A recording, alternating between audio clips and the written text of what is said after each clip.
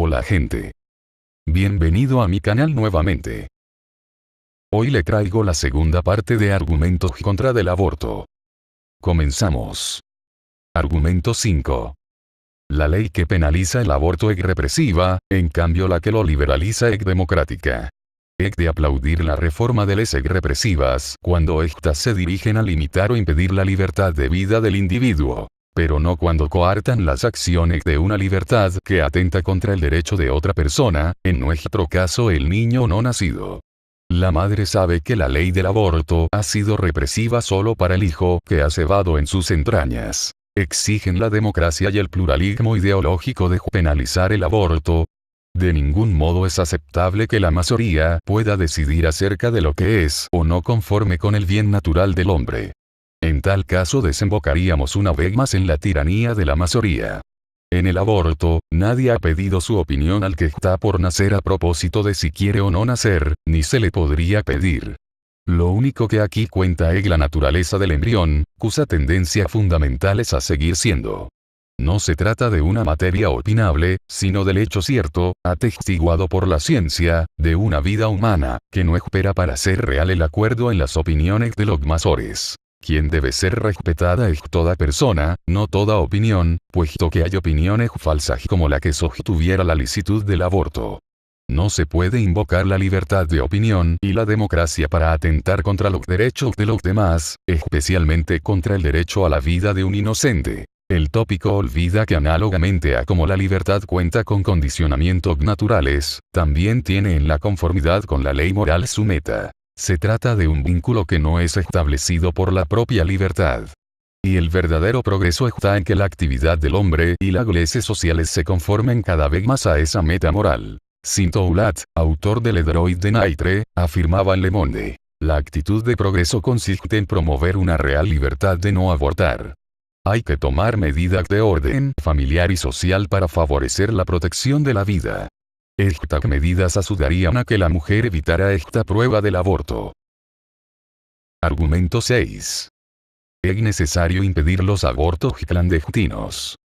Se empieza acudiendo a casos dramáticos, confesiones de mujeres que han sufrido un aborto clandestino en pésimas condiciones sanitarias, embarazadas que han muerto tras un aborto clandestino, etc. La verdad es que como, una vez aprobado, no todas las mujeres pueden ampararse en la ley, se siguen produciendo abortos clandestinos. Eso se va a liberalizar en mayor grado la ley, para que no exista discriminación y así consagrar el aborto a petición. Chirito Pertiese, experto en estadísticas sanitarias, asegura que es dudoso que en los países que aceptan legalmente el aborto haya descendido el número de abortos clandestinos. A la misma conclusión llegan los doctores Ilgers y Shearin. Y es que muchas personas, para evitar la publicidad y oficialidad, los papeleos, las certificaciones, la inspección pública, con el riesgo de divulgación que acarrean, se inclinan por la clandestinidad del aborto. Solo cuando a la sociedad se le haya extirpado la conciencia que dicta la inmoralidad de un crimen, acabarán las mujeres sometiéndose al aborto en una institución pública, oficial.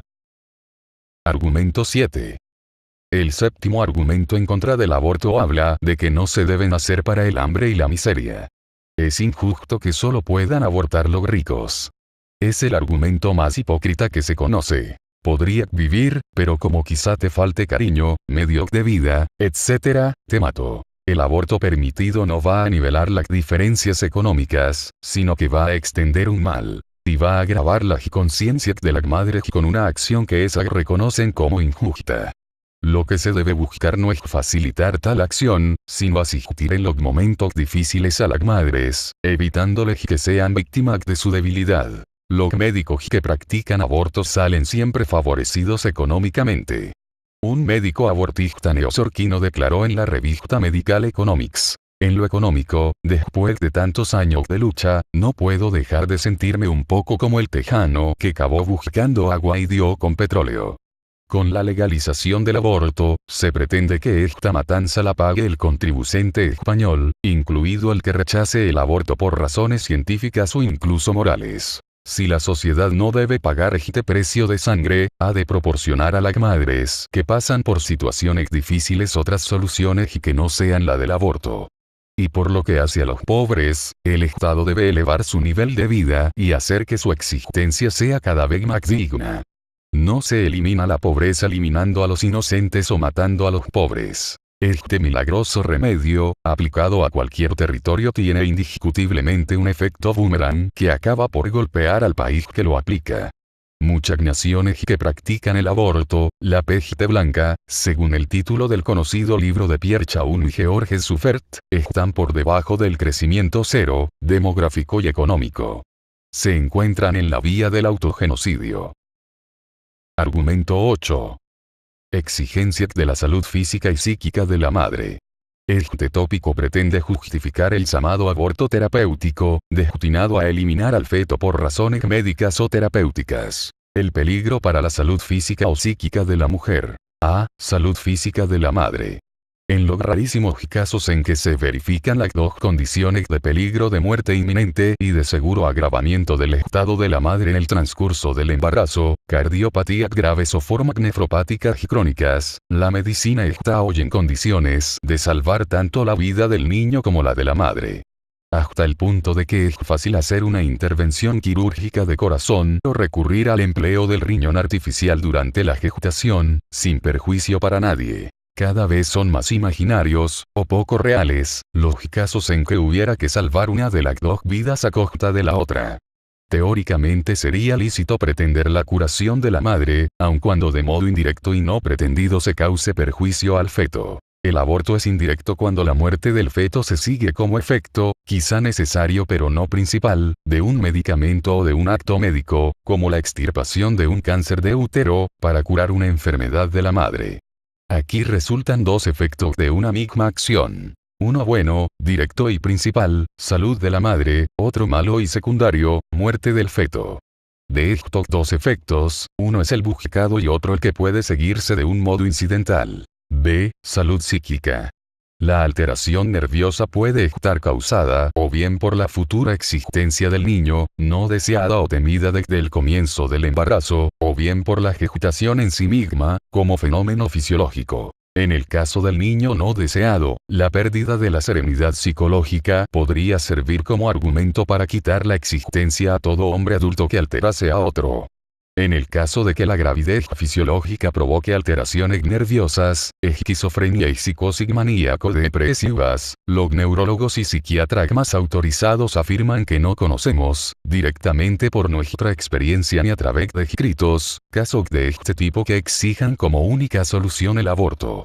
Así se expresa el neurólogo holandés J.J. Patrick. La dificultad estriba en admitir sencillamente que el feto es una vida humana, por la que de alguna manera merece la pena aceptar algún riesgo medido, algún sacrificio no mortal por parte de la madre. La mujer, después del aborto, lejos de conquistar la serenidad psíquica, se ve sometida normalmente a un sentimiento de culpa y a una desorganización psíquica comprensible. Las probabilidades de trastornos psiquiátricos serios y permanentes, después de un aborto, son del 9% al 59%, dice un estudio recogido en el Congreso de la Real Academia de Obstetricia y Ginecología de Inglaterra en 1966. Argumento 9. Hay que evitar el sufrimiento de los hijos con malformaciones genéticas.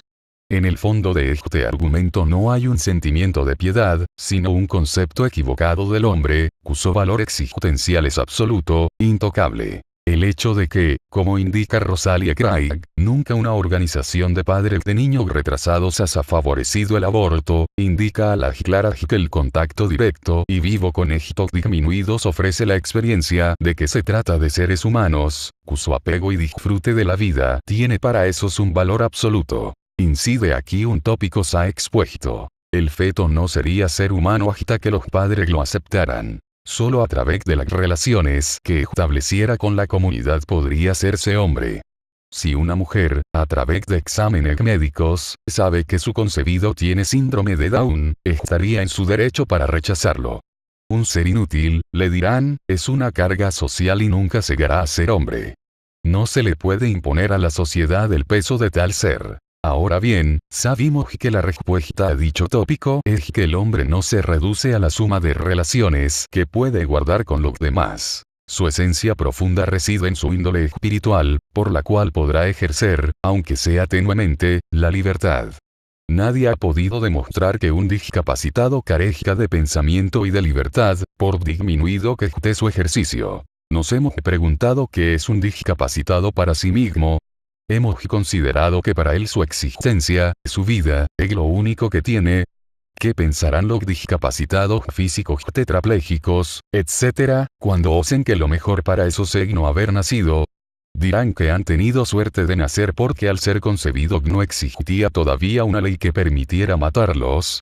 En una carta publicada por el desaparecido diario SA el 10 de febrero de 1983, se leía: soy una chica de 28 años que en el vientre materno sufrió una malformación, por lo que nacería sordomuda. Quisiera hacer patente la gran labor que hicieron mis padres por sacarme adelante y ofrecerme los medios posibles para desarrollarme tanto física como intelectualmente. Puedo decir que he conocido, aprendido y experimentado como la mayoría de las personas, excepto en una cosa, que es el sentido de la audición y del habla normal. Algo que, efectivamente, eché de menos y con frecuencia, pero que jamás me quitó la alegría de vivir. También tuve la oportunidad de conocer a muchas personas, hombres y mujeres, que tienen otra deficiencia, ceguera, parálisis, retraso mental, y viéndolas y hablando con esas jamás tuve la imbecilidad de pensar que sería mejor para eso renunciar a su primer derecho fundamental. ¿Quieren las personas con discapacidades que las maten? La experiencia dice que no. Quienes no dejan vivir a un ser humano al que consideran subnormal estiman que los contenidos de una calidad de vida son superiores a la vida misma. Una vida de escasa calidad no merecería ser vivida. El metro de esa calidad de vida es, para estos salvadores, meramente utilitario, a saber: hay calidad de vida cuando se está en el confort prefabricado, tener coche y electrodomésticos, en el bienestar sobreentendido, en el lujo ofrecido, viajar y gozar ilimitadamente del ocio, en el nivel intelectual de una sociedad consumista. Este es el único patrón por el que se mide y decide qué existencias son dignas o indignas de ser vividas. El sufrimiento que posiblemente padezca un discapacitado en el curso de su desarrollo no lo podemos medir con la vara del sufrimiento de una persona con su total capacidad psíquica desarrollada. Y jamás sabremos qué destino puede hacer un disminuido de sus escasas dotaciones. Pero lo cierto es que lo único que para él vale la pena es vivir. Los hijos deficientes y subnormales son, con frecuencia, los más queridos por sus padres, aun cuando antes de nacer hubieran sido no deseados. Si el aborto es un sistema de prevención de la subnormalidad, prevenir los accidentes en carretera exigiría matar a todos los conductores. Si no se justifica la muerte del malformado ya nacido, ¿por qué se va a justificar la muerte del no nacido? Es un racismo intolerable conceder la existencia solo a los bien dotados. Eso se varía análogamente a quitar la vida a los ancianos improductivos y a los enfermos incurables, etc. Eso hizo Hitler, ejecutando primero a los discapacitados, después a los asociales de las prisiones y finalmente a los judíos, considerados racialmente defectuosos. ¿Qué línea racional separa el matar a un no nacido del eliminar a un ser con alguna falta? Argumento 10. Solución en caso de violación. Según este tópico, el aborto habría que permitirlo cuando el embarazo haya sido consecuencia de una violación, para evitar que una muchacha indefensa quede marcada por el horror y la vergüenza ante la sociedad. Una vez más, hay que respetar los derechos del viviente humano, sin que eso pueda ser modificado por las circunstancias anormales en que se produjo el embarazo. Tales circunstancias atenúan la gravedad de la acción, pero no la modifican sustancialmente. Con el aborto solo añade una nueva culpa a la anterior. El niño concebido es aquí inocente. No ha tenido parte ni culpa en la violación. El injusto agresor de la mujer no es el niño, sino el violador. ¿Por qué no matar al violador? Porque el delito cometido por el padre ha de ser pagado con la vida por el hijo inocente. ¿Dónde hay en el mundo una legislación que sentencie a muerte al hijo de un criminal? Conviene aclarar que el embarazo por violación es raro. Logos que indican que un estudio llevado a cabo en St. Paul de Minneapolis sobre 3.500 casos de violación, durante un periodo de 10 años, no pudo registrar un solo caso de embarazo. La circunstancia anormal en que una violación se produce impide la concepción. En España, los casos declarados en que se ha abortado bajo este supuesto han pasado de 1 por cada 5.000 en 1996 a 1 por cada 11.214 en 2007. La angustia de la mujer violada, angustia que la sociedad y la familia tienen la obligación de comprender y dulcificar, no se elimina, sino que se incrementa con el trauma de muerte inhumana del hijo. Muchas gracias por ver el video. No se pierdan la primera parte. No se olviden de dar su like y suscribirse.